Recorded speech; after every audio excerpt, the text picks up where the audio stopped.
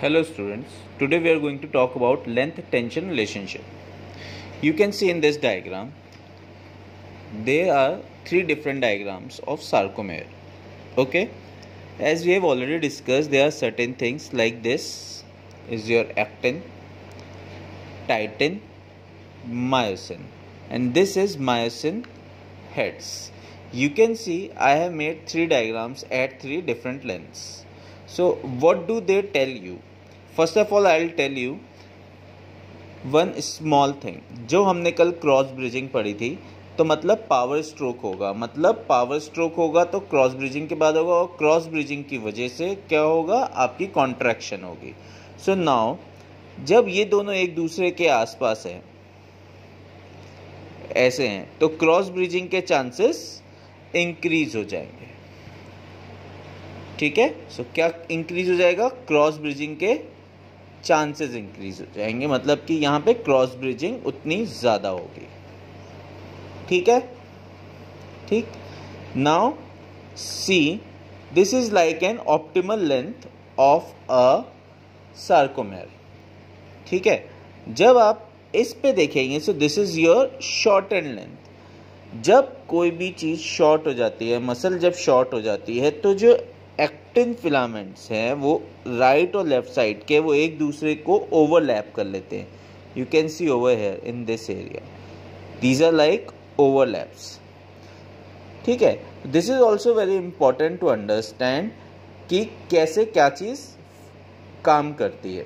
Now before moving forward I will just tell you, जो ये actin पे जो ये वर्क करते हैं मायोसिन हेड, तो ये किस डायरेक्शन में वर्क करते हैं, ये जो इधर वाले हैं वो इसको इस तरफ की ओर वर्क करेंगे, कॉन्ट्रैक्ट करेंगे. इधर वाले इसको इस तरफ की ओर करेंगे. ठीक है, सिंपल. ऐसे ही नीचे इस तरफ की ओर वर्क करेंगे. जैसे मायोसिन वर्क करेगा वैसे एक्टिन वर्क करेगा. ठीक है, now check over here on this diagram. ठीक, this is the most shortened position. ठीक है, यहाँ पे देखिए टाइटन कितना बिल्कुल ऐसे पास आ रखा है, छोटा हो रखा है. यहाँ पे टाइटन एक ऑप्टिमल लेंथ में है. नाउ द ओवरलैपिंग टेल्स कि ये वाले तो इसको इस तरफ की ओर भेज रहे हैं, लेकिन ये वाला इसको इस तरफ की ओर भेज रहा है, और ये वाला एक्टिन इसको इस तरफ की ओर कर रहा है. ठीक है, सो ये दो काम नहीं करेंगे. अगर हम इनको गिने 1 2 3 4 5 6 7 8, तो यहाँ पे सिर्फ 8 काम करेंगे, जबकि यहाँ पे 6 6 6 12 और 4 10, तो यहाँ पे 10 वर्क कर रहे हैं. ठीक है, सेम ओवर हेयर, यहाँ पे भी 10 वर्क कर रहे हैं. अब यहाँ पे 8 वर्क कर रहे हैं, और यहाँ पे भी ऐसे ही ये दो कैंसिल आउट हो जाएंगे बिकॉज ये वर्क नहीं कर रहा. सो यहाँ पे भी क्या वर्क कर रहे हैं आपके 8. ठीक है, तो यहाँ पे टोटल कर रहे थे वर्क 20, यहाँ पे टोटल वर्क कर रहे हैं 16. ठीक है, सो ये over here there are 20 or over, and at the shortened position there are only 16. ठीक है, बट आपको अब एक और चीज़ देखने की बात है. 16 के साथ साथ one more trick is there कि यहाँ पे ज़्यादा जगह ही नहीं बची है, तो ये थोड़ा सा और काम करेगा, बट उसके बाद वो काम ही नहीं कर पाएगा. सो यहाँ पे 16 की बजाय और भी पावर कम हो जाती है, because there is no space left. ठीक है, सो कॉन्ट्रैक्शन के लिए जगह ही नहीं बची, तो यहाँ पे जगह बिल्कुल रिड्यूस हो जाती है. ठीक, now come over this part. Now you can see over here कि इन दोनों के बीच में क्रॉस ब्रिजिंग सिर्फ ये 4 इधर करेंगे और 4 इधर करेंगे. So they are 4. Check the position of tighten, stretched है. So this is like a relax position, जब हमारी मसल लेंथेंड होती है, रिलैक्स पोजीशन. यहाँ पे 4 इस तरफ, 4 इस तरफ, so there will be only 8 heads which will be working to contract.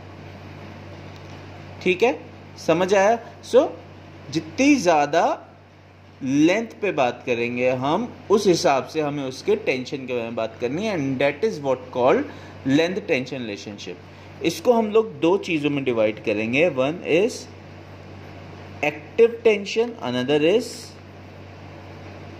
Passive tension. ठीक है, एक बेसिक चीज़ समझ में आई? ठीक है, अब पैसिव टेंशन की क्या बात होती है? पैसिव में क्या होता है, मैंने किसी चीज़ को स्ट्रेच किया, उसका तो कोई पावर ही नहीं लगी, so that is your passive tension. मैंने यहाँ पे लिया, मैंने दूसरे हाथ से यूँ इसको स्ट्रेच कर दिया, so this is your passive tension. Active क्या होगी, कोई स्ट्रेच हुआ, उसके बाद एकदम से मैंने ये कर लिया, सो स्ट्रेच करने के बाद जो रिकॉयल हुआ, उसके बाद जो मैंने इसको वापस मुट्ठी बनाई, इसको हमने क्या कहा, this is your active tension. ठीक है, आई will just give you one small example. Now see in this hand, I have covered it in with this rubber band. ठीक है, अगर मैं इसको स्ट्रेच कर रहा हूँ, समझ लो आई एम स्ट्रेचिंग इट। ठीक है, आई एम स्ट्रेचिंग इट, मैंने इसको एक पैसिव स्ट्रेच दिया, पैसिव मूवमेंट करी, तो इसने जो रबर बैंड, जैसे रबर बैंड काम करती है वैसे क्या करेगी, इसको रिकॉयल करेगी। रिकॉयल करने के बाद जो मैंने मूवमेंट करी, that is my active movement. So ये जो रबर बैंड इस समय काम कर रहा है, इट इज़ योर हैंड, जो कि आप पैसिवली काम करा रहे हो, एकदम से उसने वापस लेके आया, और जो मैंने एक्टिव काम किया, date is my active movement, and both of these movements are very important when we will be talking about length tension relationship. Now check this out, we are going to talk about active length tension relationship. Now if we will see in this graph, this is the length from short to long, and this is the force, वो कितना force लगा सकती है, and all this force will be depending upon the myosin heads. Okay, myosin heads, but remember that we also need some space to contract. ठीक है, अगर दो muscles हैं, जैसे मान लीजिए ये एक सार्कोमेयर है, ठीक है, और ये मायोसिन है, यहाँ पे आपका एक्टिन है। ठीक है, ये आपकी दो जी लाइंस हैं, ये जी। अब यहाँ पे जगह है, तब तो ये कॉन्ट्रैक्ट कर सकते हैं। अगर यहाँ पे जगह ही नहीं होगी तो यहाँ पे कोई भी कॉन्ट्रैक्शन नहीं होगी। सो सिमिलरली हम उसको यहाँ पे भी बात करेंगे।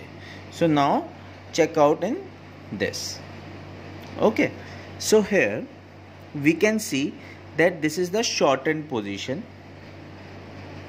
1 2 3 4 जितने भी आपके मायोसिन हेड्स हैं वो हैं तो इसके अंदर, लेकिन यहाँ पे देयर इज़ नो स्पेस।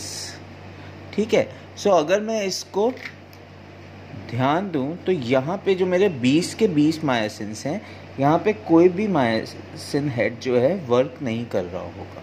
सो अगर ये वर्क नहीं कर रहा होगा तो मसल शॉर्ट एंड पोजिशन पे है, this is the zero short end position पे। सो उसका वर्क क्या होगा, यहाँ पे नो कॉन्ट्रैक्शन। ठीक है, now go for the next this. अगर हम इसमें देखें तो जैसे मैं आपको पहले भी समझा चुका हूँ, ओवरलैप की वजह से ये दो काम नहीं करेंगे, यहाँ पे ओवरलैप की वजह से ये दो काम नहीं करेंगे। ठीक है, so this overlapping will tell us, ठीक है, यहाँ पे ये ओवरलैप कर रहे हैं, सो यहाँ पे ये दो काम नहीं कर रहे, यहाँ पे ये दो काम नहीं कर रहे। सो this overlapping will be telling us कि कौन कौन से सॉरी यहाँ पे ये दो वर्क नहीं कर रहे, this two because of this head, and यहाँ पे ये दो वर्क नहीं कर रहे। ठीक है, so these two and these two are not working. So यहाँ पे 1 2 3 4 5 6 7 8 इस तरफ वर्क कर रहे हैं, 8 इस तरफ वर्क कर रहे हैं। सो टोटल कितने हो जाएंगे हमारे, total will be 16 out of 20. ठीक है, so total will be 16 out of 20. थोड़ा सा और स्ट्रेच हुआ तो you can see these all will be working. ठीक है, so this is like your 20 out of 20. Now I'll show you in the graph. As we know कि यहाँ से यहाँ पे थोड़ी सी जगह आते समय क्या एकदम से एक बहुत बड़ा जंप आया, that will be 16. So it will be a quick burst over here. ठीक है. उसके बाद there is a small burst of power which will become like this. ठीक, now check over here in this diagram. ठीक है, इसमें क्या हो रहा है, अभी स्ट्रेच पोजीशन पे है बट अभी भी ये सारे जो मायोसिन हेड्स हैं एक्टिन के साथ काम कर सकते हैं. सो अगेन यहाँ पे जो भी एक्टिव वो होंगे, so these all will be 20 out of 20. So again when we will be showing it in here, so this will be very equal to this. ठीक है, now we are going in stretched position, relax position समझ लीजिए या फिर आप stretched position समझ लीजिए. ठीक है, so this stretched position you would see that there are only 1 2 3 4. अगर ये थोड़ा और स्ट्रेच हो जाएगा तो बिल्कुल भी यहाँ पे कोई पावर जनरेट नहीं होगी. सो जब भी ओवर स्ट्रेच पोजीशन होती है वहाँ पे पावर जनरेट नहीं होती है. तो यहाँ पे वी विल बी सेइंग कि 0 out of 20 is working. So now again it will go descend down to 0. ठीक है, now you see in this कितना ज़्यादा एकदम से एक बहुत ज़्यादा एक स्ट्रॉन्ग कॉन्ट्रैक्शन हुआ 0 से लेके यहाँ तक. देन उसके बाद एक कॉन्ट्रैक्शन हुआ एंड सबसे ज़्यादा कॉन्ट्रैक्शन, सबसे ज़्यादा पावर आती है इन 2 पोजीशन पे. और ये 2 पोजीशन जो होती है आपकी ऑप्टिमल लेंथ की होती है. किसकी होती है? Optimal length. This optimal length is very important and this is your ascending graph, ascending graph, and this is your descending graph. Okay, so you understood this thing कि ये कितना important है कि कब कहाँ पे कौन से मसल कैसे कॉन्ट्रैक्ट कर.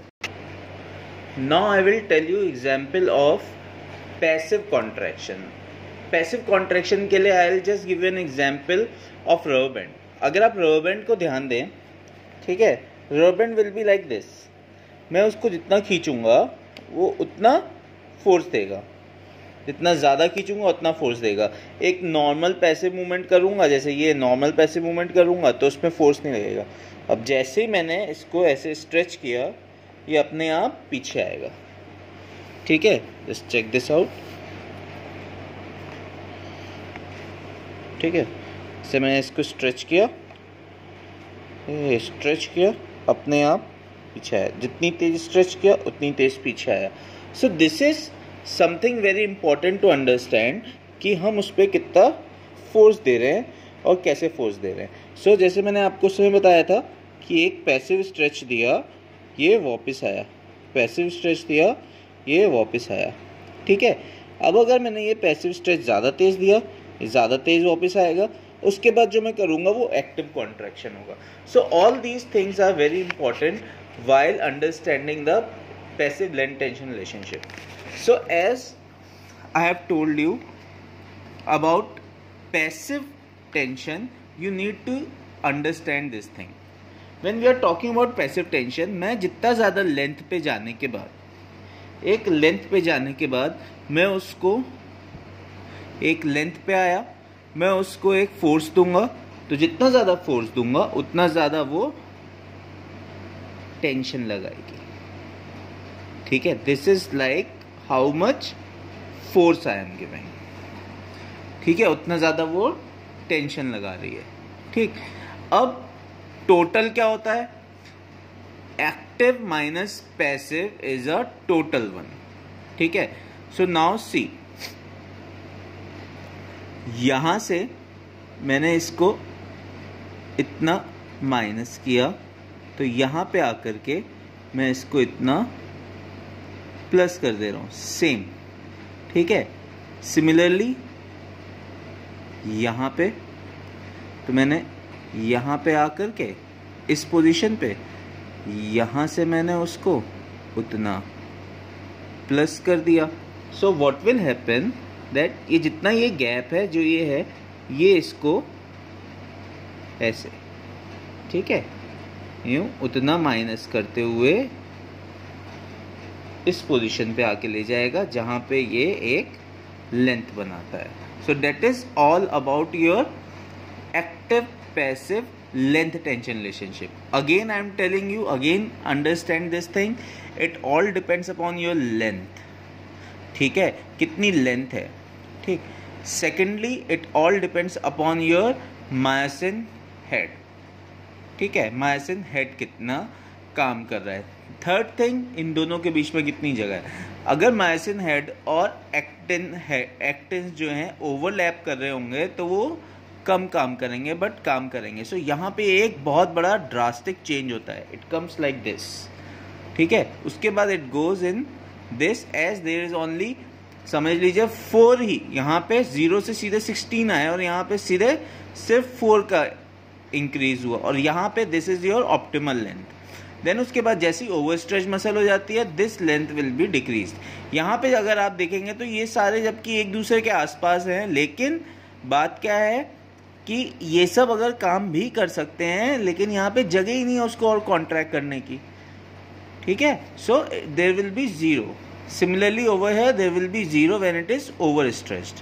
Now when we will talk about passive, so passive के साथ अगर हम बात करें, हम स्ट्रेचिंग में देखिए जितना ज़्यादा फोर्स लगा रहे हैं उतना ज़्यादा क्या हो रहा है, हमारा फोर्स इंक्रीज कर रहा है. अब एक सिंपल सा क्वेश्चन है, जो जितना ज़्यादा फ्लेक्सिबल होगा उसका ग्राफ इस ग्राफ से इधर की ओर जाएगा या इस तरफ की ओर जाएगा. फ्लेक्सिबल है तो obviously it will go towards the right side. ठीक है, राइट साइड शिफ्ट होने का मतलब क्या हुआ कि मसल और ज़्यादा आगे स्ट्रेच पोजीशन पे काम कर पा रही है. लेकिन इसका मतलब ये नहीं है कि वो पूरी बहुत ज़्यादा, यहाँ पे देखिए ये स्ट्रेच पोजीशन है थोड़ी सी, सो ये यहाँ पे काम तो कर रही है पूरा. अब इसका मतलब ये नहीं है कि ओवर स्ट्रेच हो जाए. So we need to stretch things in a nominal way. अगर आप ओवर स्ट्रेच कर दोगे तो क्या होगा, that will create this issue. अगर आप थोड़ा बहुत स्ट्रेच करके एक्सरसाइजेस करेंगे या कुछ करेंगे तो क्या होगा, वहाँ पे वो ऑप्टिमल लेंथ आएगी, और वो उसकी लेंथ जो है, जैसे जैसे मसल की लेंथ बढ़ेगी वैसे वैसे उसकी पावर जनरेट होती जाएगी. ठीक है, आई होप आपको लेंथ टेंशन रिलेशनशिप समझ आया होगा. Thank you.